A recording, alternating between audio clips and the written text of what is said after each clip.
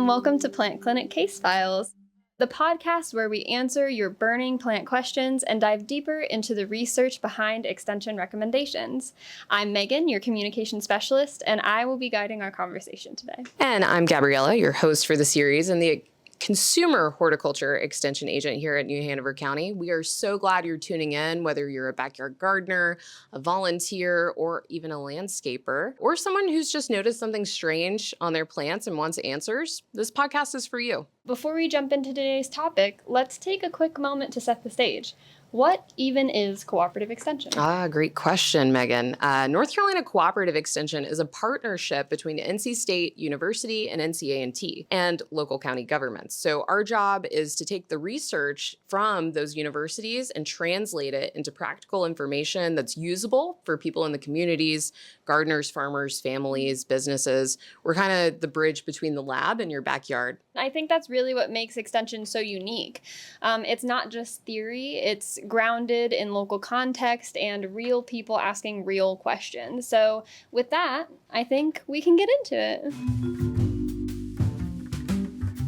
So Gabriella, let's start at the beginning. Can you tell our listeners a little bit about yourself and what you do, and specifically what the Plant Clinic is? Sure. So I'm the extension horticulture agent for consumer horticulture, specifically in New Hanover County, which means my focus is on plants, vegetables, fruits, to ornamentals, to turf, and trees. My job is to provide research-based information to our community, answer questions from homeowners and professionals, and help connect people to the resources they need. The Plant Clinic is one of the many ways that we can do that, and it's essentially a free diagnostic service where people can bring in or send in samples of plants they're concerned about. We can examine those samples and try to get an idea of what's going on, whether it's a pest or a disease or a nutrient issue or other environmental stressors, and then gave evidence-based recommendations based on that, and kind of like guidance for what to do about it. So it's like a doctor's visit for your plants.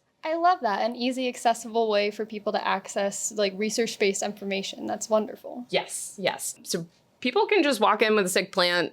We welcome walk-ins at our county extension office. We also have an online submission form from the North Carolina State University Plant Clinic. It's the Insect and Disease Clinic at NC State. So if you're not nearby, you can still get help through them. But we really want this to be accessible to everyone. Yeah, absolutely.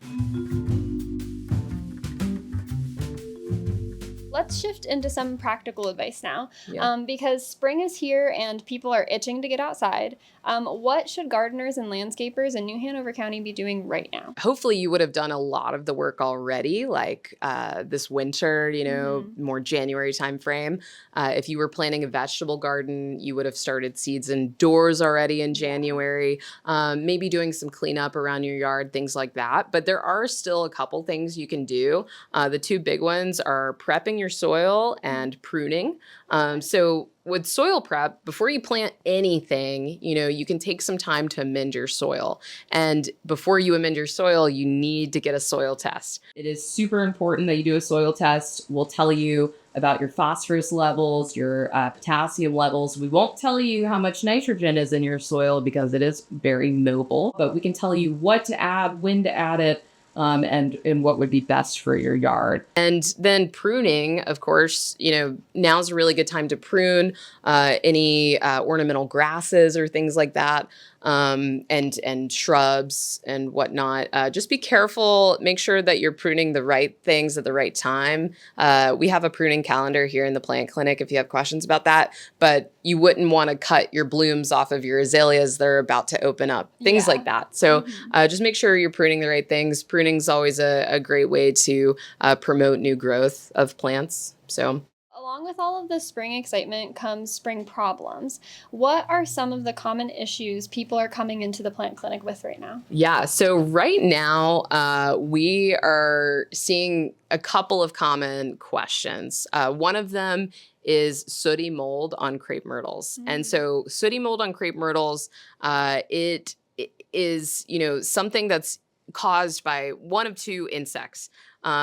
ultimately, right? The sooty mold is really a fungus that feeds on honeydew from one of these insects. So it could be a scale, crepe myrtle bark scale, or it could be a type of aphid. And so you really need to get rid of that insect first before you get rid of the sooty mold, because it's just going to be a never-ending cycle. But there are a couple ways you can do that.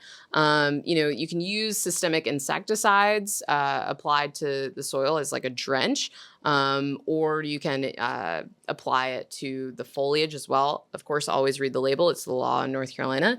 But you can also try horticultural oil to get rid of those insects. And that would really need to be applied now while the temperatures are still consistently below 70 degrees Fahrenheit.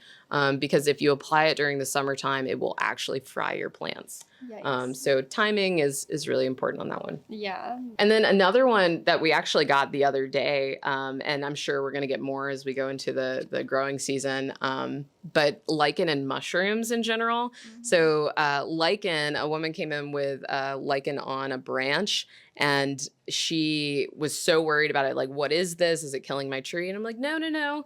It is actually a relationship between a fungus and a photosynthetic thing, whether it is a cyanobacterium or an algae, right? And so the algae or the photosynthetic thing provides photosynthetic nutrients like sugars to the fungus, and then the fungus provides a home for the photosynthetic thing. And so it's just a cute relationship. They work together, and the lichen is not harming anything. It is just using that structure as like a host, and it's not taking any nutrients away from it. Now, that being said, if your tree is like completely covered in lichen, then there might be some underlying issues there, like some nutrient deficiencies or some like the end of life for that tree. So just, bring it into the plant clinic and we can kind of help you determine really what's going on there. And one more that we are starting to see, we haven't, seen it quite yet. It's coming, but leaf spot on just about any shrub, but specifically hydrangeas. People are always so worried about leaf spot on their hydrangeas. And it's really caused by humidity mostly, or just improper watering practice. People love to like water the leaves of their plants rather than where the plant actually needs it, like at the base, right? Right. In the movies. Yeah. And so they always water the leaves. But yeah, totally. Now, since this is our first episode, I think that this would be the perfect time to celebrate a little bit. How did the plant clinic do in 2025, and what did it do to service the members of New Hanover County? Yeah, great question. So 2025 was a really impactful year. And in 2025, the plant clinic with our Extension Master Gardener volunteers served 5,036 clients across New Hanover County. We also processed about 3,050 samples, everything from diseased leaves or pest specimens to soil samples as well. In total, we completed 2,444 soil analyses. So that's a lot of plants and a lot of people who got research-based answers instead of just guessing. And none of that would have been possible without our Extension Master Gardener volunteers. We actually have 227 active volunteers in New Hanover County who in 2025 contributed 11,760 volunteer hours in 2025. So that is valued at nearly $500,000. That's a good chunk of money. So they truly are the backbone of this program. They staff the plant clinic, they help lead workshops, answer phone calls, and they really show up for the community in a big way. So I can't brag on them enough. Over 5,000 clients, over 200 active volunteers. That is incredible. And almost $500,000 in volunteer value. That's a real testament to how much this program means to the community. Yeah, for sure. And beyond the numbers, what I love the most is the ripple effect. So when we help one gardener figure out what's going on with their tree, that person will tell their neighbors, and then that person will tell someone else, maybe share it on social media, bring it up at their garden club. So yeah, it's pretty incredible. right. Well, we're coming up on time here, but I want to give a chance to leave our listeners with some big picture advice. As we get into the full swing of spring, what is your number one message for gardeners and landscapers here in our county? Yeah, if I had to pick one thing right now, I would say observe first and act second. Integrated pest management is something we really talk a lot about at Extension. Don't just jump for the pesticide. Kind of think about it first a little bit, and maybe even use multiple controls at the same time. So that way you really eliminate the issue without a bunch of toxic material, right? Yeah. We live in a beautiful, complex ecosystem. There's a lot happening in your garden that you might not immediately understand, and that's okay. So before you spray or before you pull or prune, just take a moment to look at what's going on. Is that insect actually causing damage, or does it just need a snack because it needs to eat too, like the rest of us? Yeah. So when in doubt, just bring it to us. That's what the Extension Plant Clinic is here for. There's no such thing as a silly question. A 5-minute consultation could save you a lot of money and time, so. Yeah, amazing. This is such wonderful advice. Observe first, act second. I think that applies to a lot more than just gardening. Also, watering at the base of your plants. Exactly. Because that was one of the first things I learned when I started working here. Yeah. But Gabriella, thank you so much. This has been a really fun episode, and I'm excited for next time. Yeah, I'm super excited too. This is going to be a great series. Stay tuned.